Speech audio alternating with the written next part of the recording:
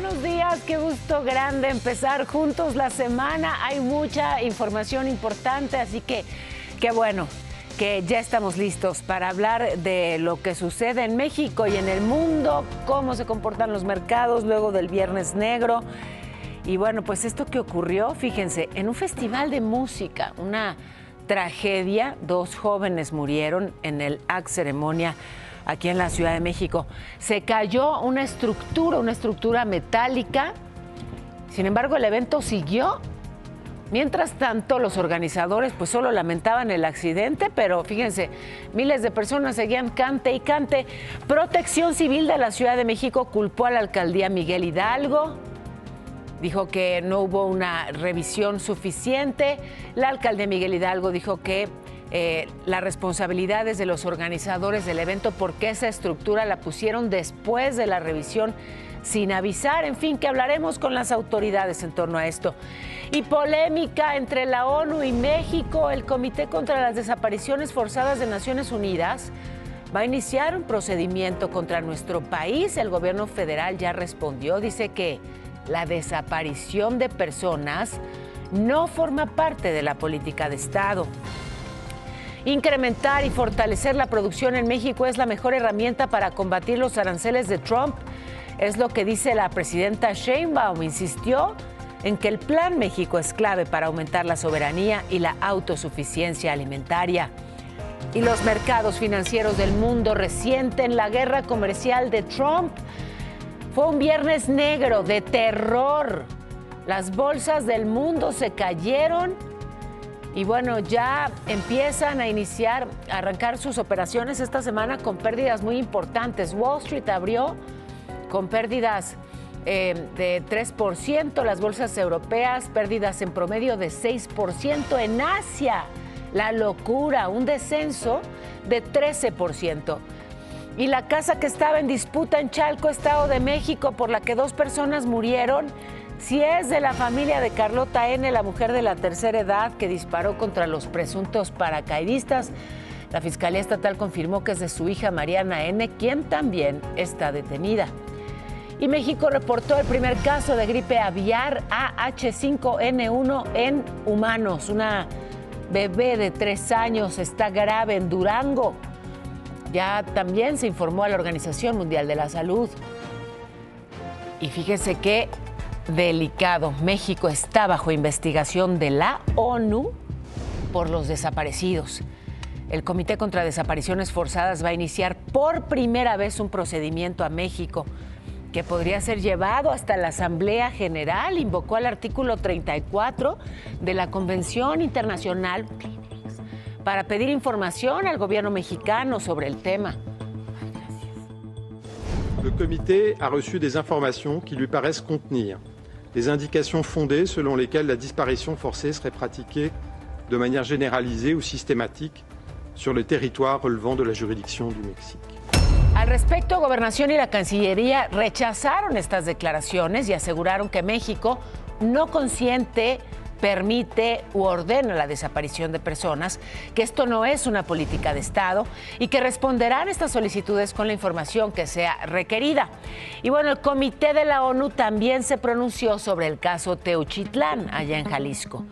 Emitió una serie de medidas cautelares al gobierno mexicano, entre ellas que debe resguardarse de forma correcta lo que se encontró en ese rancho. Además, se debe garantizar el acceso a la información, la participación y protección de los familiares de las personas desaparecidas. Y al respecto, los colectivos de madres buscadoras celebraron esta decisión de la ONU. Dijeron que la crisis de desapariciones se agudizó en el último año, por lo que pidieron pues que sean más duros a la hora de emitir recomendaciones al gobierno mexicano. Por otro lado, el Senado suspendió la discusión de la iniciativa en materia de desaparición forzada que había mandado la presidenta, porque el gobierno federal decidió incluir las propuestas de los colectivos de familiares de desaparecidos. No los habían tomado en cuenta, imagínense. La Cámara Alta prevé dictaminarla en un periodo extraordinario, en junio o probablemente hasta septiembre. Y sí, desapariciones. Esta adolescente que salió de Guadalajara por una oferta de trabajo ya le hemos advertido. Ofertas de trabajo en redes sociales que en realidad son el anzuelo para pues obligar a los jóvenes a entrar a la criminalidad o a explotarlos. Ella, como le digo, salió de Guadalajara, iba a Querétaro y al llegar a la Ciudad de México algo no encajaba y sí, este viaje tomó un giro inesperado. Una adolescente de 17 años, originaria de Guadalajara, fue contactada por redes sociales con una supuesta oferta de trabajo como secretaria en el estado de Querétaro. Viajó sola hasta la Ciudad de México y llegó a la central de autobuses del norte en la alcaldía Gustavo Amadero. Ahí varias personas la recogieron, la trasladaron a una casa, le quitaron su teléfono y le entregaron otro sin redes sociales ni contactos. Más tarde un hombre le informó que tenía una alerta Amber activa y por eso la llevaron de vuelta a la terminal. Ya en la central, la joven pidió ayuda en el módulo del Consejo Ciudadano. Personal de la Secretaría de Seguridad Ciudadana que patrullaba la zona fue alertado y la resguardó de inmediato. La adolescente fue trasladada a la Fiscalía Especializada en Trata de Personas para iniciar las investigaciones y localizar a sus familiares. Datos del Consejo Ciudadano revelan que las ofertas de falsos empleos en redes sociales o en páginas web representan el principal método de enganche para la trata de personas. La población más vulnerable a este delito son las mujeres, niñas, niños y adolescentes. El modus operandi de estos delincuentes suele ser colocar anuncios para ofrecer sueldos atractivos, horarios de 3 días a la semana, transporte seguro e ideales para estudiantes o madres solteras. Por ello, recomiendan verificar las ofertas laborales, desconfiar de las que prometen grandes beneficios económicos por pocas horas de trabajo o de aquellas que solicitan asistentes, edecanes, modelos y cuyos requisitos se enfoquen en la apariencia física, informó Montserrat Ortiz. Y bueno, sí, compartimos estos casos justamente para que, bueno, pues se difundan y eviten caer justamente en las redes de los criminales. Me enlazo rápidamente con Ricardo Vitela, un accidente. ¿Dónde, Ricardo? ¿Qué pasó? Muy buenos días. Muy buenos días, Paola Rojas, gusto saludarte. Exactamente, viaducto Río Becerra en el paso de nivel de la calle de Nebraska, exactamente en la colonia Nápoles, alcaldía Benito Juárez. Y mira, lo que ocasionó un trailero que venía de la zona del Estado de México cargado con varias toneladas de azúcar y de otros productos. Así quedó la caja, Paula, se desfundó totalmente, no respetó los señalamientos de no transitar en estas vías primarias, no pueden entrar aquí estos vehículos, y así quedó la caja totalmente destruida. Personal de tránsito de la Policía Capitalina está ayudando a sacar toda la carga para poder mover este contenedor, y así también junto con bomberos, también poder retirar el tractocamión que quedó allá adelante, partida prácticamente, la caja 3/4, y así es como está ocasionando problemas viales en esa zona de la colonia Nápoles, aquí en la capital del país. Eviten pasar por este punto porque siguen trabajando las autoridades para retirar esta unidad que va a tardar mucho. Son varias toneladas. Es Río Becerra. Sí. Es lo que te iba a decir, sí, que Paola, va para largo. Bueno, primero sí, vemos que sacaban pedazos de la caja del tráiler y luego pues todas estas cajas de azúcar les tomará seguramente varias horas el poder retirarlo.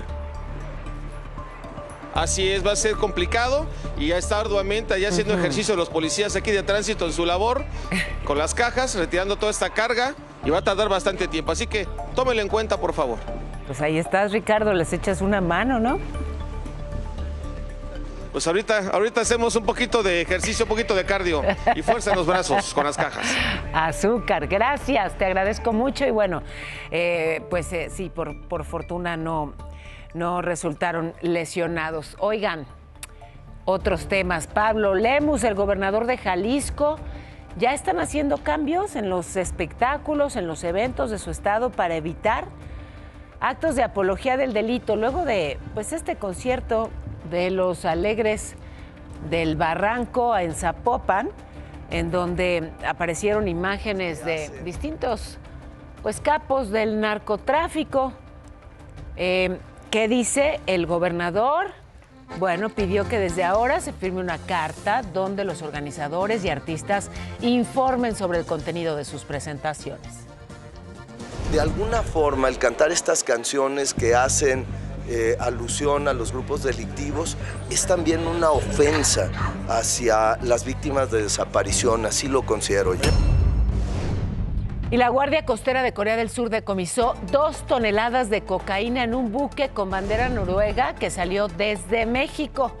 Fue en colaboración con el FBI la incautación más grande en la historia de ese país, casi 700 millones de dólares. Las autoridades informaron que este barco hizo escalas en Ecuador, Panamá, China.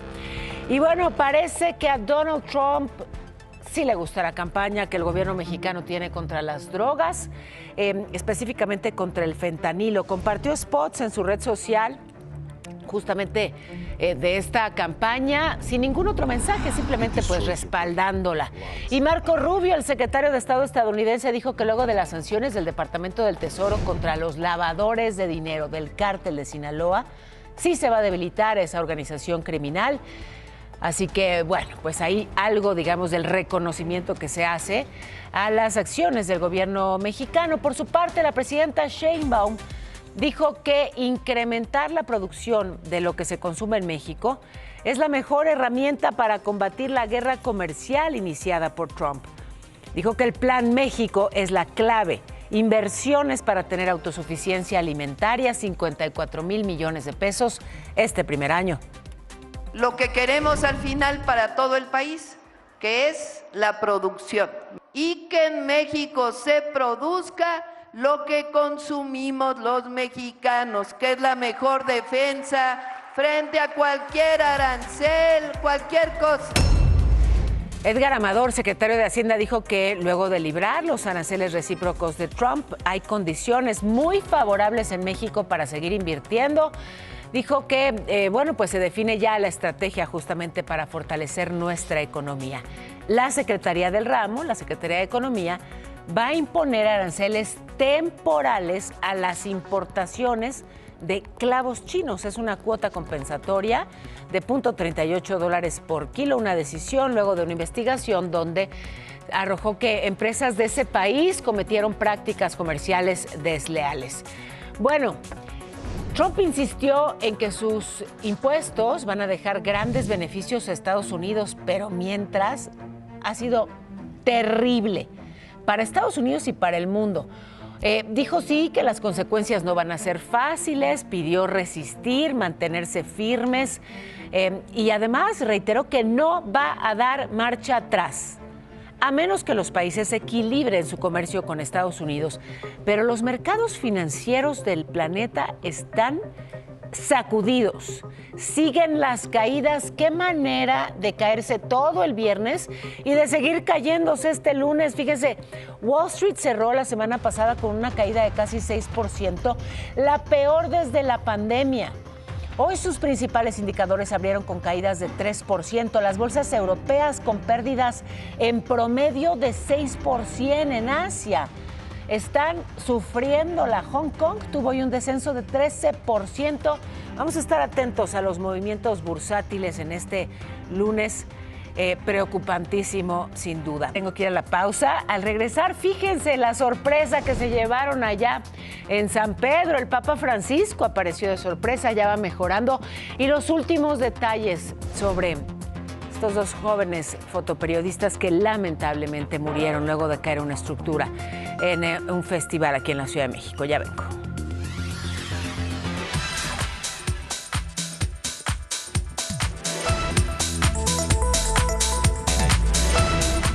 Fíjense, era una fiesta y terminó en tragedia. La edición de este año del Festival Ceremonia aquí en la Ciudad de México. Y es que 2 jóvenes periodistas, fotoperiodistas, les cayó una estructura decorativa encima y lamentablemente murieron.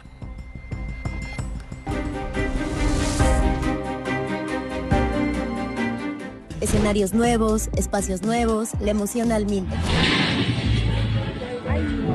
El Festival AC Ceremonia 2025, que se realizó el sábado en el Parque Bicentenario en la Alcaldía Miguel Hidalgo de la Ciudad de México, terminó en tragedia.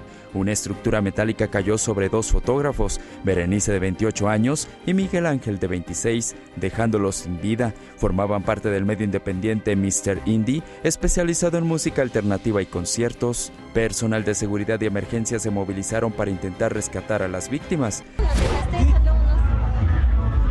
En una tarjeta informativa, el IMSS Bienestar detalló que los jóvenes recibieron atención médica en el lugar por parte de los paramédicos de la empresa contratada por los organizadores del evento. Luego fueron trasladados al hospital Dr. Rubén Leñero, a donde llegaron sin vida.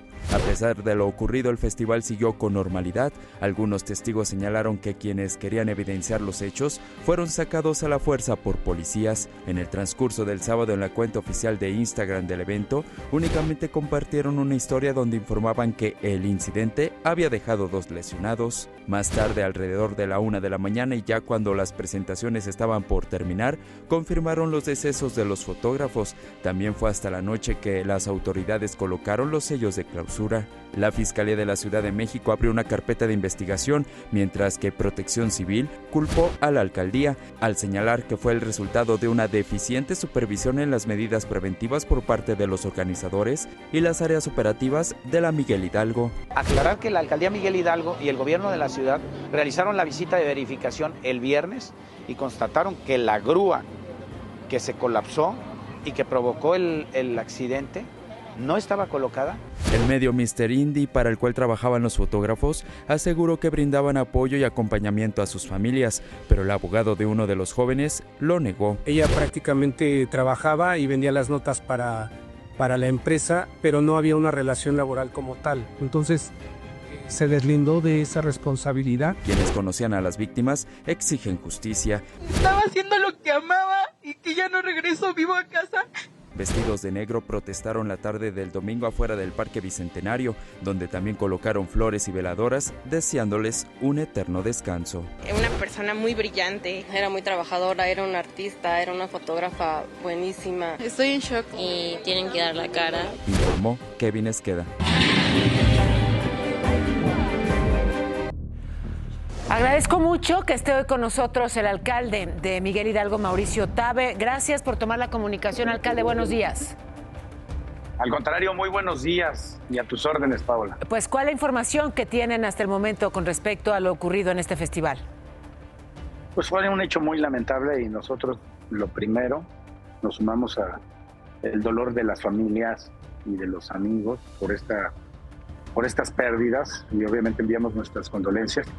Sí queremos dejar muy claro que tanto la alcaldía Miguel Hidalgo como el gobierno de la ciudad de manera conjunta hicimos una verificación del lugar el día viernes en la tarde, una verificación que duró más de 6 horas, donde se revisó el programa especial de protección civil y se constató que esas estructuras no estaban colocadas. La estructura que se colapsó y que provocó el accidente la colocaron un día después y es responsabilidad de los organizadores asumir estos hechos.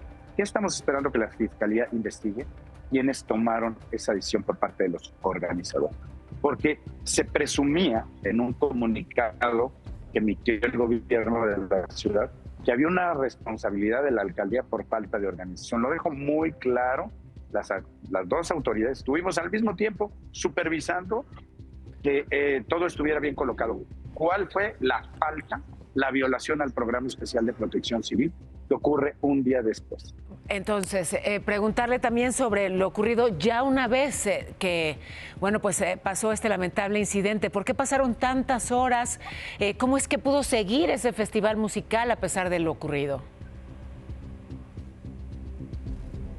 Fue un evento de más de 45,000 personas y varias autoridades estuvieron allí. Se valoró el riesgo de un desalojo que pudiera tener consecuencias mayores. Hace algunos años, el gobierno de la ciudad intentó hacer un desalojo en un lugar que se llamaba el Muse Divine y resultó en una tragedia.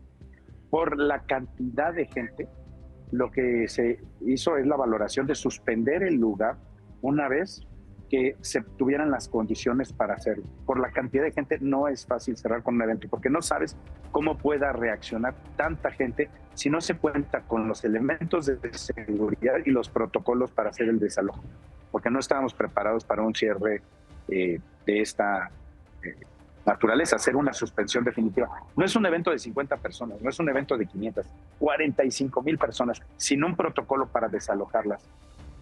Iba a generar una condición de riesgo. Preguntarle, ¿están bien coordinados los gobiernos en los distintos niveles? Me refiero a usted como alcalde con la jefatura de gobierno, aún siendo de distintos partidos. Estamos bien coordinados y sí señalo que fue un error el boletín que emitieron en donde presumen responsabilidad de la alcaldía, porque ambas autoridades estuvimos en el momento de la verificación. ¿Ha ocurrido una comunicación luego de la emisión de ese comunicado? Sí, he estado en comunicación con la Secretaría de Protección Civil y con la jefa de gobierno para tener la información de forma consistente, porque hay muchas versiones cuando sucede una crisis. ¿Hacia cuándo habrá un deslinde de responsabilidades? La Fiscalía tiene la obligación de investigar quiénes fueron los responsables de haber instruido la colocación de estos objetos que no estaban contemplados en el programa especial de protección civil y que son una violación grave porque tienen estas consecuencias. Hay veces que un particular cuando organiza un evento se queja de, ay, qué burócratas son en las alcaldías, ¿por qué piden tantos requisitos? Pues por esto, porque cuando sucede una tragedia, todo el mundo se echa la pelotita sobre las responsabilidades. Por eso se supervisan con cuidado los programas de protección civil, que no es solamente un capricho del gobierno, sino una necesidad para garantizar las condiciones de seguridad. Y cuando se violan, pues los organizadores tienen que asumir la responsabilidad. Le agradezco muchísimo estos minutos. Le pido, alcalde, sigamos en comunicación. Gracias. Con muchísimo gusto. Muchas gracias, Paola, y te agradezco mucho el espacio. Mauricio Tabe, alcalde en Miguel Hidalgo. Y la Facultad de Estudios Superiores de Aragón de la UNAM lamentó esta muerte de Berenice Giles y Miguel Ángel Rojas. Ellos eran egresados de la carrera de Comunicación y Periodismo de esa institución, así que pues expresaron las condolencias a sus familias, a sus amigos y convocaron toda la comunidad estudiantil a un homenaje para hoy a las 2 de la tarde en instalaciones de la facultad. Yo agradezco mucho que esté también hoy, esta mañana con nosotros. ¿Ya está? Sí. En la línea telefónica, Miriam Urzúa, la secretaria de Protección Civil de la Ciudad de México. Secretaria, buenos días. Muy buenos días, Paola. Muchísimas gracias. Preguntarle la información que tienen ustedes en torno a lo ocurrido en este festival.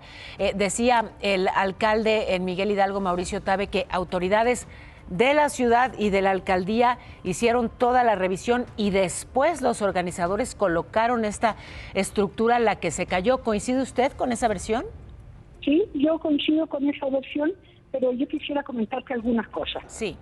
Primero, cuando se realizan eventos o espectáculos públicos organizados por promotores particulares en las alcaldías, corresponde a estos promotores presentar los programas especiales de protección civil y se presentan además con 10 días de anticipación a la alcaldía para que se efectúe el registro del programa, se verifique el cumplimiento normativo y se detecte cualquier tipo de anomalía en el lugar. ¿Y no ocurrió? Segundo, lo que pasó fue el día viernes se llevó a cabo un recorrido interinstitucional. Yo coincido con el alcalde, no hay problema en eso. Sí. Pero fue un recorrido interinstitucional de carácter operativo a las instalaciones que estaban puestas en el programa especial y entonces se ratifica si verdaderamente están bien colocadas, si están adecuadas, si no van a tener ningún tipo de afectación. Hicieron ese recorrido y estaba todo adecuado. A ver, lo que... Exactamente. ¿Hay algún tipo de responsabilidad por parte de la alcaldía en esto? El día viernes, hasta ahí estábamos sin ningún problema. Sí. No obstante, independientemente de eso, como resultado del recorrido se emitieron incluso recomendaciones al promotor del evento para la mitigación de los riesgos que se habían detectado en el lugar, señalética, protección de cableado. Preguntarle, secretaria, puntualmente, ¿tienen ustedes detectado quién está detrás de esta tragedia? ¿De quién sería la responsabilidad de lo ocurrido? A ver, ahí es justamente lo que iba.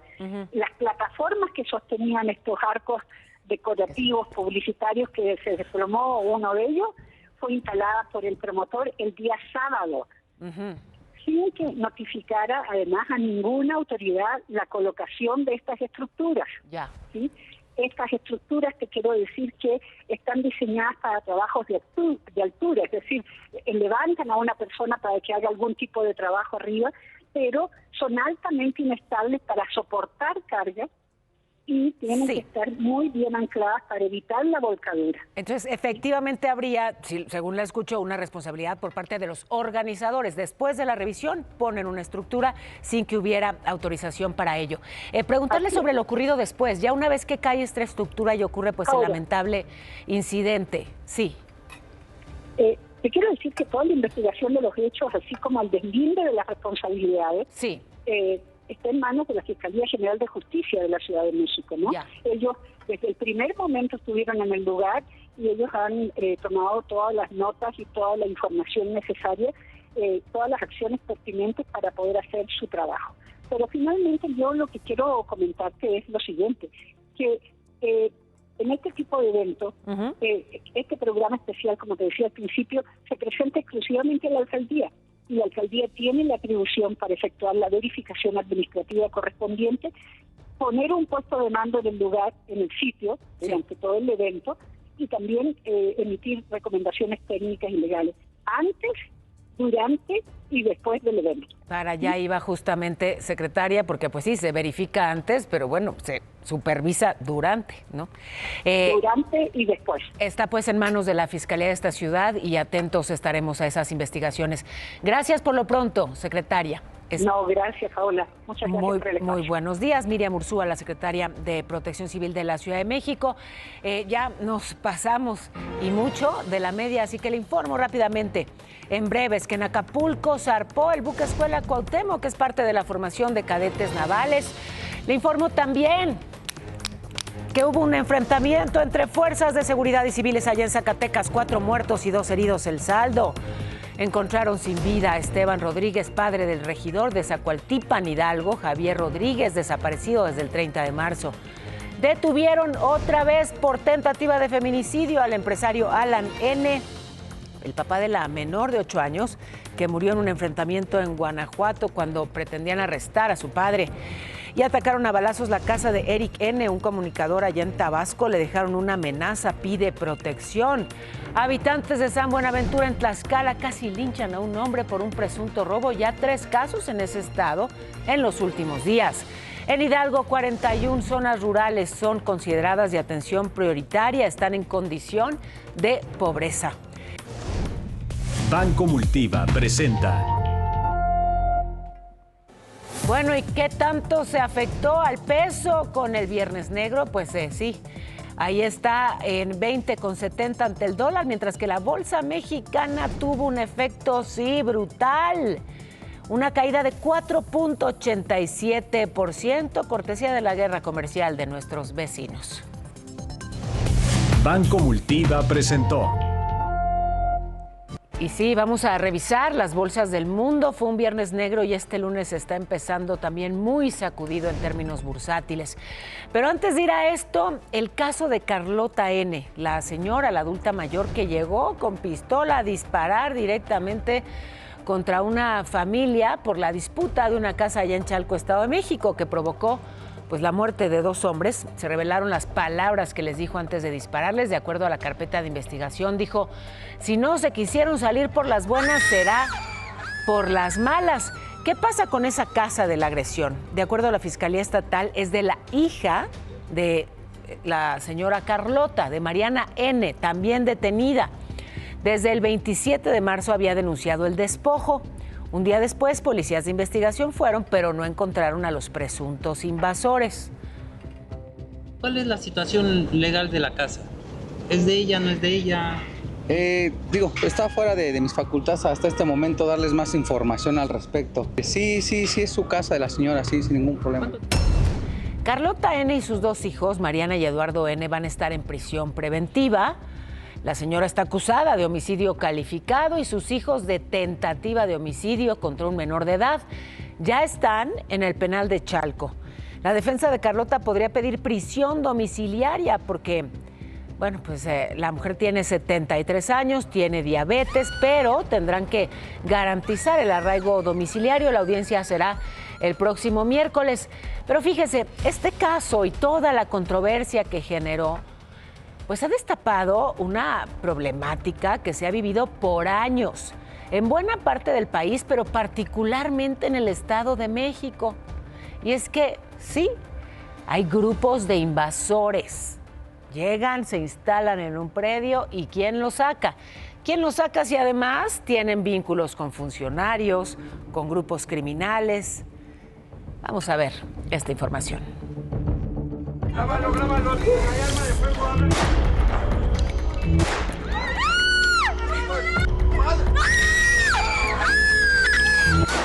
El caso de Carlota N. prendió los reflectores a un problema social que se ha vivido por años y que en los últimos meses aumentó. Los despojos a casas para ser tomadas por el crimen organizado. Se organizan para poder delinquir y principalmente son grupos de 5, 10 o hasta más de 11 personas las que están operando. Pero la situación aún es más grave, pues en este delito al parecer existe una alianza entre criminales y servidores públicos. Una investigación a la que tuvo acceso Excelsior delata que autoridades del Estado de México tienen detectada una red de funcionarios quienes le venden la información a los delincuentes para adueñarse de las casas, departamentos o terrenos. Entre ellos están trabajadores del Instituto de la Función Registral.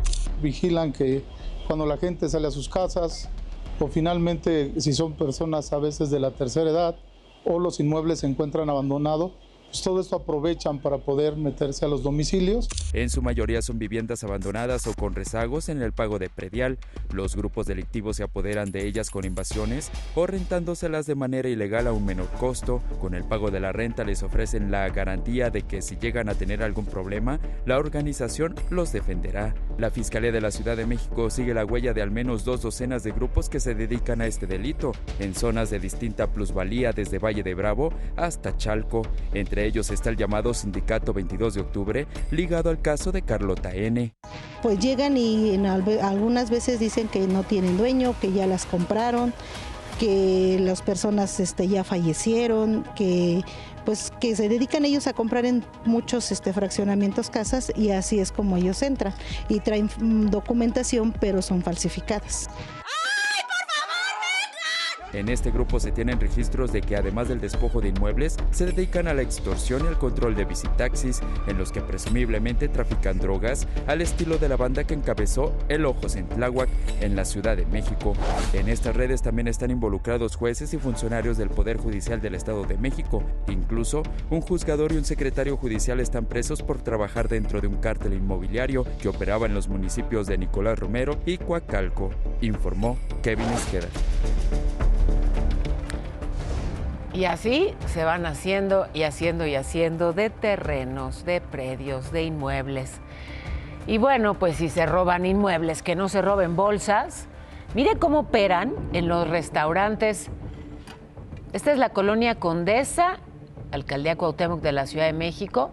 Ahí está, ¿no? Este señor como que acomoda su chamarra, como que platica, como que se acerca, como que ¿qué hace? Ah, pues está agarrando la bolsa, ¿sí vio? Pero se dio cuenta esta mujer que estaba atentísima. Ay, a ver, ¿qué pasó ahí, no? Justamente Cristina Chin es la influencer que denunció este robo. Ella estaba distraída, pero el señor pues así, como que no, empezó a moverse hasta que le quita la bolsa y bueno, la esconde en la chamarra, simula que recibe una llamada, en fin. Pero aquí otro caso más, así operan igualito, se paran cerquita de la víctima, usan una chamarra o alguna prenda para cubrir la bolsa y pues se van llevando lo que pretenden robar. Aquí pues esta otra secuencia donde ocurre pues básicamente lo mismo, ¿no? Como que buscan algo, como que sí. En fin, afortunadamente justamente una de las personas afectadas, una de las víctimas, notó lo sucedido. Y bueno, pues ya están empezando a investigar y en este caso ya fue detenido. Así que, bueno, pues un caso en el que sí hay, pues por lo pronto una detención, veremos si es consignado. Y voy ahora a otra información y es que la violencia no para. Ya en Sinaloa, 3 presuntos delincuentes murieron, se enfrentaron con elementos de la Marina y la Defensa. Un soldado resultó herido, una mujer fue alcanzada por una bala perdida, todo esto en la carretera Libre México 15, allá en Mazatlán.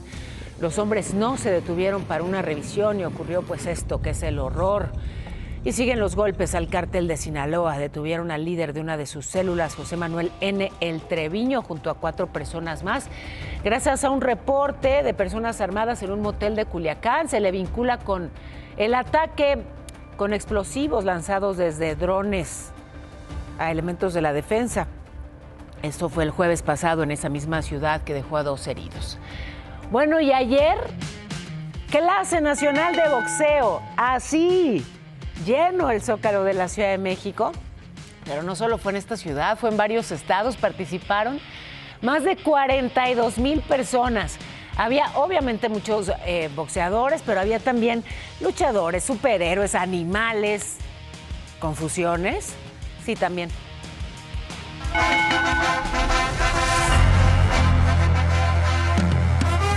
Llenamos este Zócalo tricolor, favor del deporte y haciendo un knockout a la violencia. 7, 8. ¿Cómo se siente, doctora? No a la violencia, no a las adicciones, sí al deporte, sí a la paz, sí al amor. Sí al deporte, no a la paz. Al revés. Sí al deporte, sí a la paz. Paola, regreso contigo. Te mando muchos besos. Muchas gracias. Igualmente para ti, Alex. Oigan, voy a la pausa. Al regresar, nevadas en Chihuahua, así en plena primavera. Y esta historia de una niña de 13 años desapareció y, bueno, lamentablemente la encontraron las madres buscadoras. Ya vengo.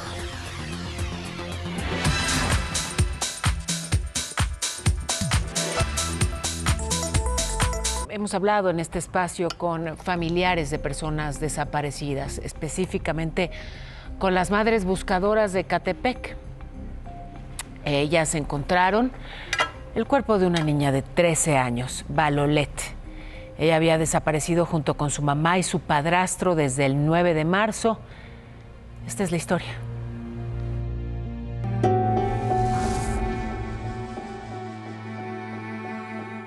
Todavía no era su tiempo de ella. Murió de asfixia, la ahorcaron. Violet tenía 13 años de edad. Vivía con su mamá Berenice Cimentán y sus 4 hermanos de 12, 11, 10 y 9 años en la colonia Potrero del Rey en Ecatepec, Estado de México. Desapareció el pasado 9 de marzo junto con Berenice, su madre, y Ricardo, su padrastro, después de ir a la tienda. Violet vivía en esta casa en compañía de su madre y sus 4 hermanos. Ese día no quiso dejar sola a su mamá. Berenice se subió a una moto en compañía de Ricardo. Violet inmediatamente se subió atrás para después desaparecer. Mi hija no se la iba a llevar. Ni Violet ni sus hermanos estudiaban por las condiciones económicas que atravesaban. Su madre había logrado conseguir un trabajo de limpieza en una fábrica, el cual iniciaría un día después de su desaparición. Estaban en un grupo de esos de cristianos, se iban a las misas y ellos les apoyaban, les daban su despensa. El cuerpo de Violet fue encontrado por las madres buscadoras del colectivo Ejecatl en el canal de Cartagena. Los animalitos se comieron una parte de su carita, sus deditos. Por eso no la pude reconocer de su cara, pero de su ropa que traía puesta sí era mi nieta.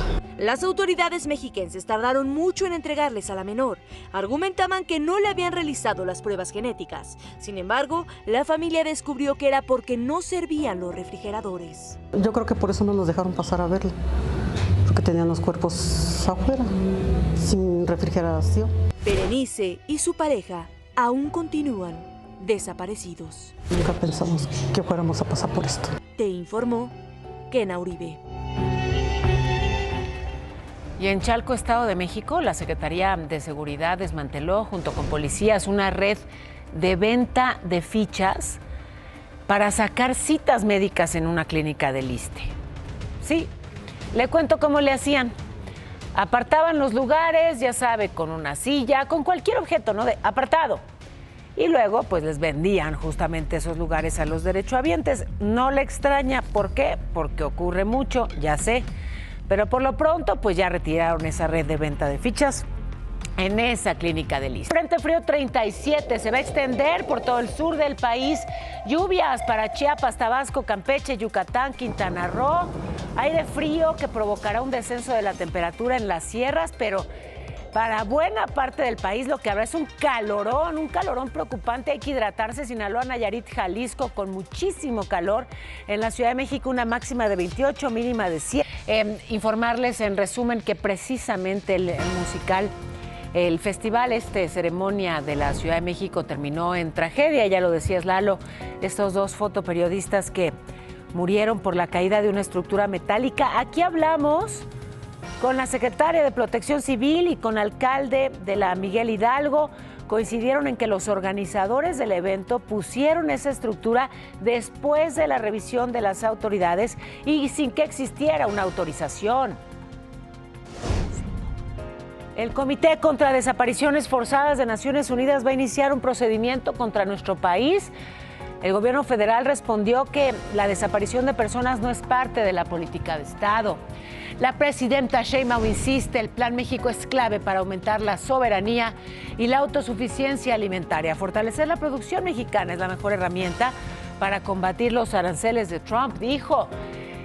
Pero mientras tanto, esas medidas de Trump tienen a los mercados del mundo desplomados. La guerra comercial tumbó todas las bolsas del mundo. Fue un viernes negro y el lunes se está haciendo también negrísimo. Wall Street abrió con pérdidas del 3%, las bolsas europeas con pérdidas en promedio de 6%. En Asia, un descenso del 13%.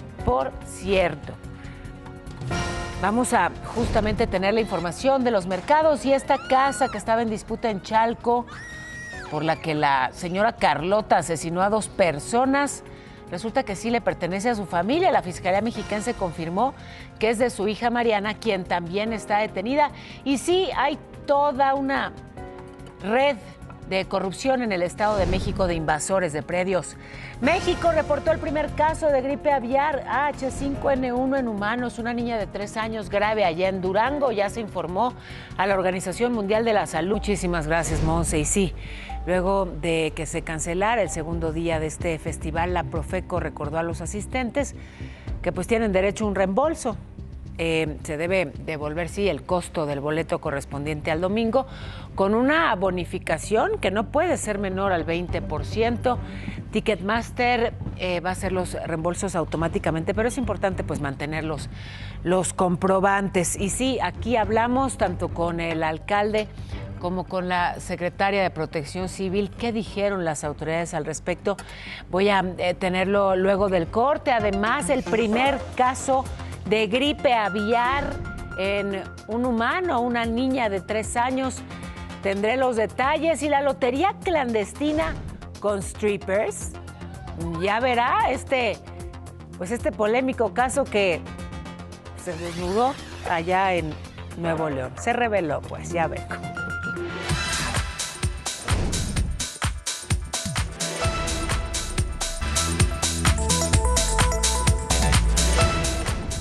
Fíjense la polémica que hay allá en Monterrey por un negocio aparentemente de autopartes que ha sido denunciado porque tiene un giro peculiar. Resulta que hay hasta strippers involucrados. Miren, ¿a qué me refiero? Estas imágenes continúan dando de qué hablar. Se trata de una lotería al parecer clandestina con strippers. El lugar se encuentra en Monterrey, Nuevo León. Por fuera aparenta ser un sitio de venta de autopartes, pero por dentro presuntamente el giro es otro. Una fuente detalló de manera anónima a Imagen Noticias que la actividad con los strippers se realiza frecuentemente. Cada vez que hay evento, de cada 15 días o mensualmente, se les da ese servicio con final feliz. Algunas de las trabajadoras o incluso la dueña operan así. No sé, se les da el servicio para animar a las personas, pero después se van a tomar algo a los cuartitos de atrás, donde tienen ellas un área social, donde tenían las maquinitas, y ahí cumplen con otro tipo de servicio. Al parecer este tipo de establecimientos han operado por décadas. La señora tiene más de 30 años, tiene operando en Saltillo, está operando en Santa Catarina, en Apodaca, Monterrey y en Cumbres de Monterrey. La señora tiene como 6, 7 sucursales. De hecho, va a abrir el 10 de mayo abre Cadereyta. A pesar de que en imagen hemos tratado de buscar el derecho de réplica de los encargados de La Chalupa, esta no ha sido obtenida. Por ahora los establecimientos continúan operando con normalidad. Pero pues sí, les llamó a muchos la atención, ¿no? Cómo es que tantas y tantas señoras iban a los negocios de autopartes, ¿por qué de pronto tantísimo interés en, digamos, la mecánica automotriz? Bueno, esto pasó en Huejutla, Hidalgo. Un camión escolar que volcó, quiso subir una pendiente, se quedó pues sin potencia y ¡fum! Empezó a caer así en reversa, todo lo captó una cámara de vigilancia. ¡Ay, ay, ay, caramba! Y volcó. Sí, se fue sobre esa pequeña banqueta, volcó y al menos 15 estudiantes resultaron heridos. Por fortuna, no de gravedad. Luego de este incidente, aquí le muestro nuevamente la imagen. Así venía, así, ay, ay, ay, así volcó. Bueno, y ojo, la Secretaría de Salud reportó ya el primer caso de gripe aviar AH5N1 en un humano, una bebé de 3 años en Gómez Palacio, Durango. Recibió tratamiento y tuvieron que hospitalizarla en Torreón. La reportan grave, ya se notificó a la Organización Mundial de la Salud. La confirmación de este caso, a ver, varias cosas. En términos sanitarios, la Secretaría de Salud ha dicho que el riesgo para la población en general sigue siendo bajo. Lo que sí es que puede provocar un aumento en el precio del huevo. Ya ve que en Estados Unidos es justamente lo que pasó. El huevo está más caro por la gripe aviar. Bueno, en México el producto se mantuvo entre 35 y 50 pesos kilo, pero la Secretaría de Agricultura informó que no han reportado afectaciones en las unidades de producción comercial, pero hay que estar atentos. Rayón. Te rayaste, ganón.